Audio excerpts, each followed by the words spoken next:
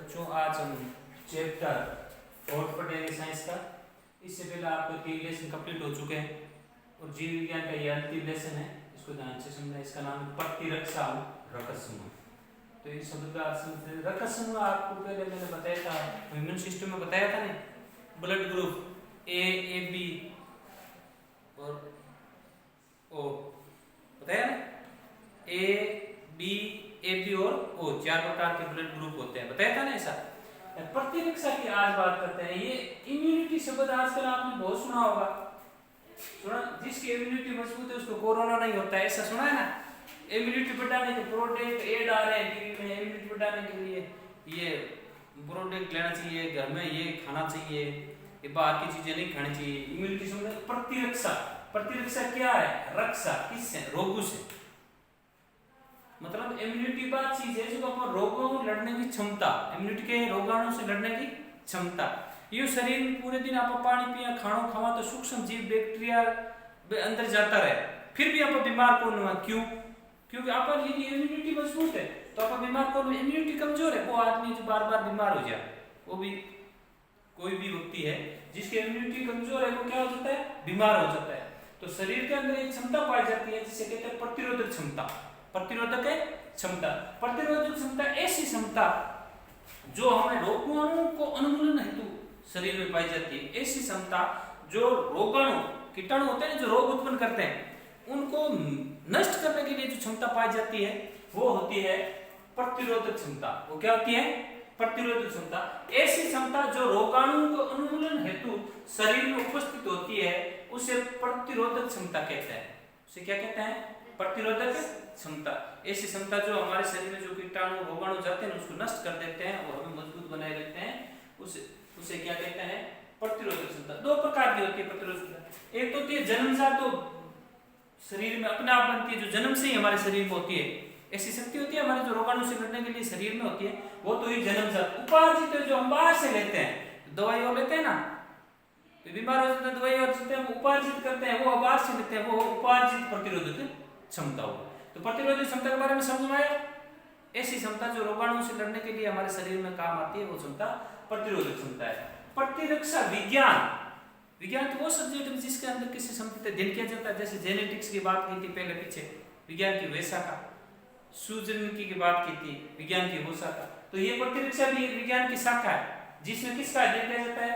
रोगाणु का उन्मूलन है तो शरीर में होने वाली क्रियाएं। अब रोगाणु को उन्मूलन होता है, रोगाणु जो नष्ट होते हैं शरीर में, तो क्रिया तो होती है, शरीर के अंदर तो क्रिया तो चलती रहती है।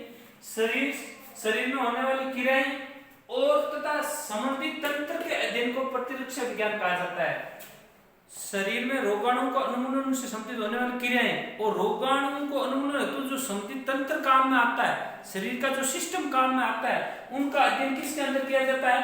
प्रतिरक्षा विज्ञान के अंतर्गत अध्ययन किया जाता है। उनका अध्ययन किसके अंतर्गत किया जाता है? प्रतिरक्षा विज्ञान के अंतर्गत इनका अध्ययन किया जाता है। अब ये आता है कि संबंधित तंत्र कौन कौन से हैं? एक तो लसिका तंत्र है, रक्त भी है, लसिका भी है और रक्त भी, ब्लड भी है। इसके अंतर्गत संबंधित तंत्र के अंतर्गत अस्थि मज्जा, लसिका प्रव, थाइमस, लीवर आदि क्रियाशील होते हैं। रोगाणु उन्मूलन के संबंधित जो हमारा सिस्टम क्रियाशील होता है उसमें ये सब अस्थि मज्जा, लसिका प्रव, थाइमस, लीवर आदि सब, ये लसिका रक्त सब क्रियाशील होते हैं और रोगाणु को क्या करते हैं? नष्ट करते हैं। रोगाणु को क्या करते हैं? नष्ट करते हैं। तो ये था संबंधित तंत्र, नाम को अवगत है। अब हम शरीर में 2 प्रकार की प्रतिरक्षा विद्या कार्य करती है। शरीर में कितने तरह की प्रतिरक्षा विद्या कार्य करती है? 2 तरह। कितने तरह की? 2 तरह। एक तो होती है स्वाभाविक प्रतिरक्षा, एक तो होती है स्वाभाविक, एक होती है उपार्जित प्रतिरक्षा विधि। कितनी विधि हुई? कितनी विधि हुई? 2 विधि। एक तो स्वाभाविक प्रतिरक्षा, एक हुई उपार्जित। स्वाभाविक मतलब अपने आप ऐसी प्रतिरक्षा विधि जो जन्मजात है शरीर में, इसे जन्मजात प्रतिरक्षा विधि भी कहते हैं। इसे प्राकृतिक प्रतिरक्षा विधि भी कहते हैं। प्राकृतिक मतलब प्रकृति के द्वारा दी हुई शरीर में ऐसी क्षमता जिससे हम रोगों से लड़ सकें, रोगों का उन्मूलन कर सकें, तो ऐसी विधि जो प्राकृतिक प्रतिरक्षा विधि भी कहते हैं। और स्वाभाविक प्रतिरक्षा विधि में जो कारक सहायक होते हैं वो मैं बताता हूं कि स्वाभाविक प्रतिरक्षा विधि में निम्न कारक सहायक होते हैं। हमारे जो रोगों से लड़ने की जो शरीर में क्षमता होती है ना, उनको कौन कौन सहायता करता है? तो आप देखो अपने आप शरीर, अब कई प्रकार के रोग मैंने बताया खाने से पीने से हमारे शरीर में होता है, परंतु ऑटोमेटिक शरीर क्या करता है, उनको कंट्रोल कर रहता है। तो उसमें कौन कौन से कारक सहायक है? वो एक नंबर देखो भौतिक अवरोधक। अवरोधक मतलब रोकना, किसको रोकना? रोगाणु को रोकना। किसको रोकना? तो भौतिक कारक, जैसे यहाँ से गर्म हवा आ रही है, ठंडा हवा आ रही है, तो हम किसी गेट बंद कर दें रुक जाएगी ना, गेट बंद करते हैं तो रुक जाएगी, ये गेट बंद कर दिया ये रुक जाएगी। इसी प्रकार शरीर में भी कुछ हमारे अंग होते हैं, ये भौतिक हो गया। ये क्या हो गया? गेट बंद करना एक तरह क्या हो गया? तो शरीर में भी ऐसे अवरोधक होते हैं जो रोगाणु को रोकते हैं शरीर में जाने में, भौतिक अवरोधक। जो रसायनिक द्वारा रोकते हैं वो रासायनिक अवरोधक, और कोशिका जो रोगाणु को रोकती है वो कोशिका अवरोधक। और जवर और सूजन, जवर कहते हैं बुखार, बोलते हैं सूजन में तो सोजन आना, किस प्रकार से रोकते हैं मैं इन सब के बारे में स्वाभाविक प्रतिरक्षा विधि में बात करता हूँ। पहले बात करता हूँ भौतिक अवरोधक। भौतिक अवरोधक में होते हैं हमारी त्वचा, चमड़ी भी, ऊपर बाल पाए जाते हैं ना, ये धूल के कारण रोगाणु को रोकते हैं। हमारे नाक से छिद्र है, नाक के अंदर पाए जाते हैं बाल, वो भी धूल के कणों को रोकते हैं। श्लेष्मा, नाक भी यानी सर्दी जुकाम होता है, श्लेष्मा के इस्तेमाल करते हैं। तो हमें जुकाम और होता है ना, वो भी एक सहायक होता है किसमें?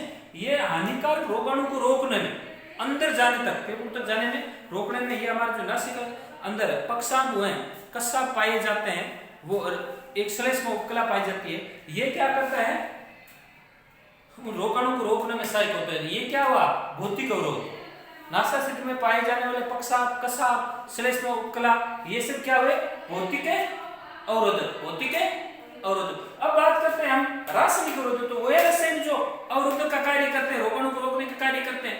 जैसे हम खाना खाते हैं तो आमाशय में जाता है खाना, आमाशय में खाना जाता है तो आपको पता है, मैंने बताया कि आमाशय में HCl पाया जाता है, हाइड्रोक्लोरिक अम्ल पाया जाता है। हाइड्रोक्लोरिक अम्ल जो आमाशय में पाया जाता है वो हमारे अम्लीय वातावरण बना देता है, जो जाने वाले रोगाणु को वहां रोक देता है, रोगाणु को रासायनिक वेगिना। और ये हमारा जो आमाशय, इसमें क्या अम्लीय वातावरण बनाता है। ये रासायनिक अवरोधक क्या बनाता है? अम्लीय वातावरण बनाता है।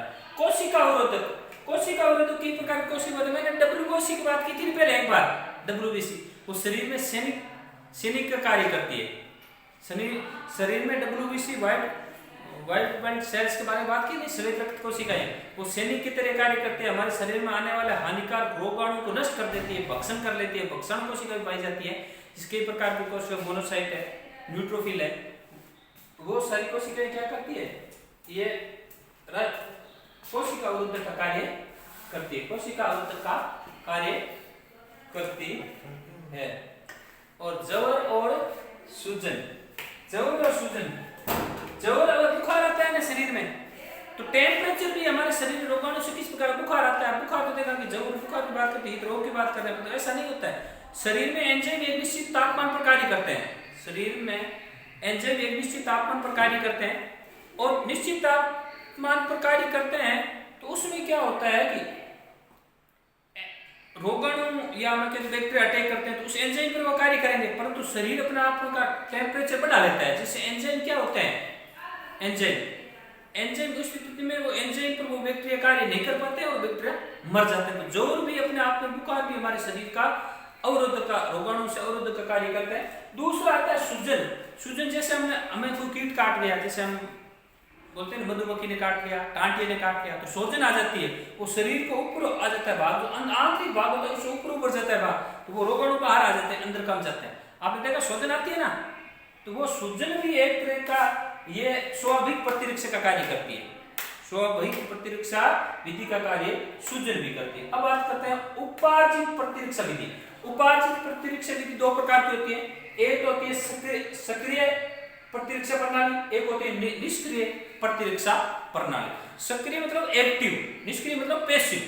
तो एक्टिव जो हमारी प्रतिरक्षा प्रणाली होती है, इसमें क्या होता है, जैसे आपने सुना, इसमें ऑटोमेटिक हमारे शरीर में वो क्या होता है, वो प्रतिजन जो रोगाणु होते हैं अटैक करते हैं ना, उसमें प्रतिरक्षी बनते हैं ऑटोमेटिक कैसे बनते हैं आपने सुना होगा। छोटे बच्चों का टीकाकरण होता है ना, छोटे बच्चों का टीकाकरण होता है तो पोलियो के टीकाकरण होता है।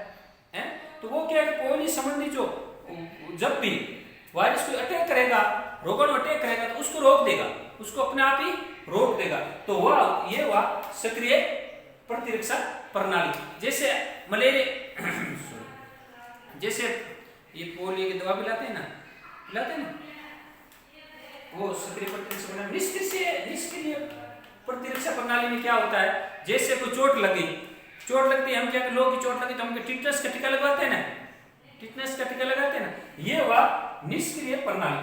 जब किसी प्रतिजन का अटैक होता है तो उसको रोकने के लिए जो बाहर से प्रतिरक्षा ली जाती है, उसे कहते हैं निष्क्रिय प्रतिरक्षा प्रणाली। ये आया, इतना समझ में आया?